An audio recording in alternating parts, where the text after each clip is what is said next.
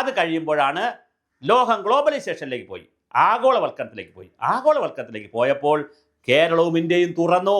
നവ ലിബറൽ നയങ്ങൾ വന്നു. വേൾഡ് ബാങ്ക്, ADB, പിന്നെ യൂണിസെഫ്, IMF എല്ലാവരും കേരളത്തിൽ വന്നു, ഇന്ത്യയിൽ വന്നു. വികസനം വികസനം വികസനം വികസന മന്ത്രം കുത്തിവെച്ചു.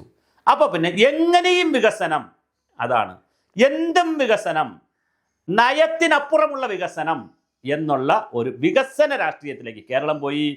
ആദർശ രാഷ്ട്രീയം നഷ്ടപ്പെട്ടു, വർഗസമര സിദ്ധാന്തം നഷ്ടപ്പെട്ടു, പിന്നെ അതുപോലെ തന്നെ തത്വാധിഷ്ഠിത നിലപാട് നഷ്ടപ്പെട്ടു.